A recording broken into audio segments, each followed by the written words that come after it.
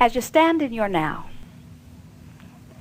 begin in a general place of well-being that you don't have to reach hard to find. In other words, it's a place that you already know. So you would say something like, for the most part, I know that well-being exists upon this planet. If I could chart all of the people who have lived over the last 1,000 years and somehow make a little tick mark for every hour they lived in wellness, and then I could chart all of the people who have lived over the last 1,000 years, and I could make a little tick mark for any hour that they lived in sickness.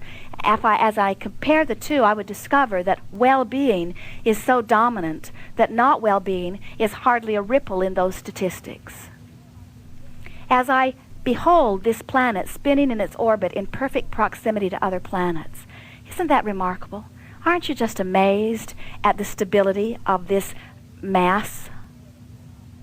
When I think about the tomato that I eat for lunch today, and I realize that its ancestors have been present on the planet for eons, and somehow, even though my garden sort of comes and goes, the Earth's garden remains constant. In other words, there is never a time when all of the seeds are gone. The seas remain full. The air recycles and remains pure. In other words, the abundance of well-being is remarkable. Isn't it interesting? My own body started out as a little blob that if you looked on a microscope you could not even see. And somehow that cell, those cells, had knowledge within them that attracted life force that creates a human being of perfection. How does it know which will be the liver and which will be the lungs and which will be the tooth? Don't you find that amazing? Even as I lie in my bed at night, isn't it remarkable that I don't consciously keep my blood flowing, that somehow the cells of my body know what they're doing and the life force of well-being flows to them? The well-being is so enormous. Why do I ever seek out some little pocket of someone who, for whatever reason that I cannot begin to understand, has held themselves in a vibration that doesn't allow the well-being? Why would I ever look at that and amplify that and feel that now I must take the same position of pushing against? Well-being abounds. Now, as you listen to us here, your cork floats, doesn't it? In other words, you can feel you are vibrationally up to speed with who you really are. And having spent even that little bit of time, a minute or two or three, feeling the vibration that is in harmony with source energy, now next time you have a thought that's not a vibrational match with the energy of well-being, you're going to feel it. In other words, it will stick out like a sore thumb.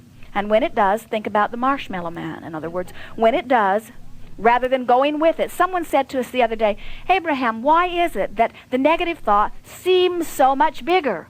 What? She said, I know what I want, and yet I keep thinking about what I do not want. How is this? Why is the negative so much more dominant? And we say, it isn't. It's much less dominant. But what happens is, as you achieve vibrational harmony with it, then as that is the vibration that you are accustomed to offering, then that's the vibration that is shown to you everywhere you go.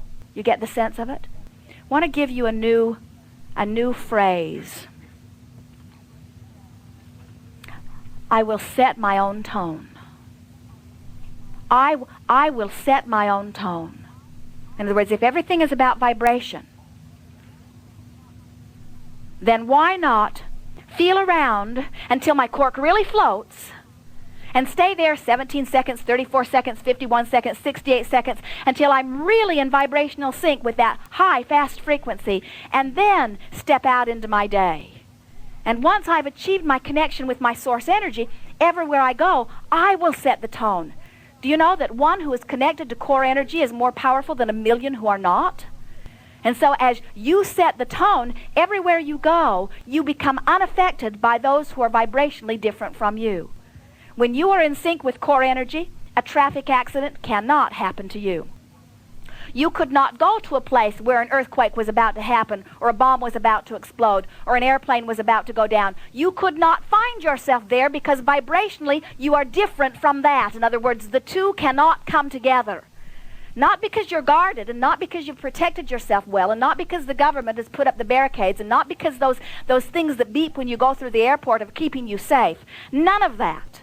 But because you have set a vibrational tone, that means you only can gravitate to, and things only can gravitate to you that are a vibrational match to the well-being that is the signal that you are offering. You get the sense of this? Oh, it is so liberating. You see, as long as you believe that there are things out there like earthquakes or volcanoes or bombs or bad things that can get you, then you live a life of guardedness where you are retreating further and further and further into darker and more remote, isolated corners. And every step backward you take, the more you resent those that are out there that are driving you from your freedom. But when you discover it is about setting your tone, now you are liberated. Now you can go anywhere.